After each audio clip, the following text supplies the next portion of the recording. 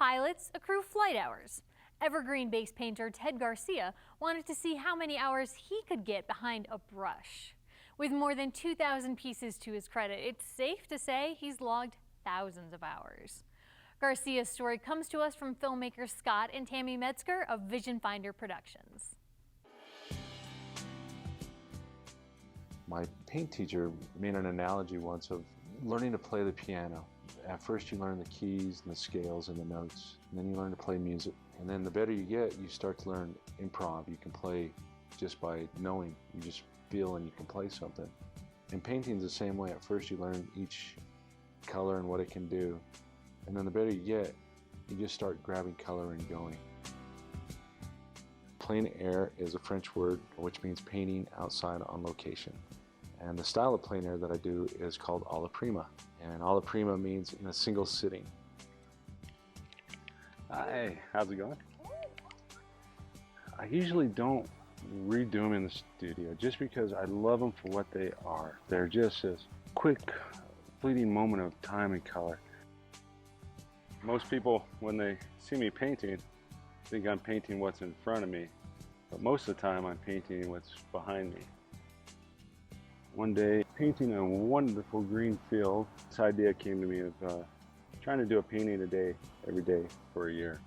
For me, it wasn't about the numbers, it was the amount of time that I could get behind my brush and the experience that I would get and what kind of painter I'd become. Well, that led into doing 5.5 years of plein air painting, 2014 consecutive days in a row. For the last 25 plus years, I've been a painter, illustrator. But since 2009, I've been working on my biggest project to date. I call it Plein Air 365. As far as we can tell, it's the world's largest one-man show. He has this discipline about him that to be able to do a painting every day for 5 years is just something that only Ted could do.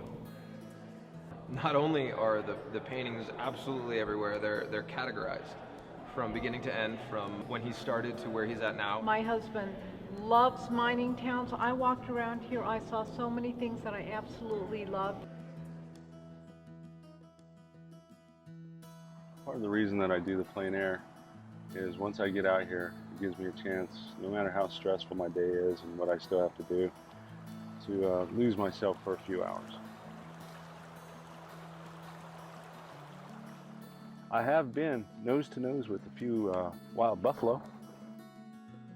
You never know what you're going to run into when you're plein air painting. You got to be in, you got to be out. There's no time to really sit and think. The only time you get to think is this last little, the details, the 5%, that last little, let's have some fun. But this is kind of like dessert.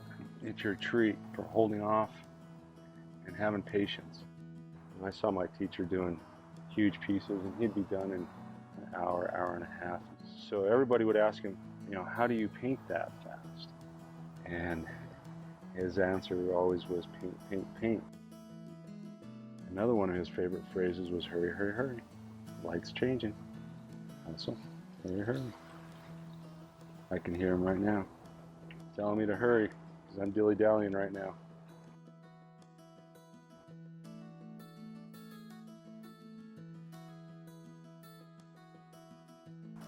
That's about it. Last thing to do is to sign it. I feel the painting is more about the scene than my signature. If you can tell that it was me, that's good enough.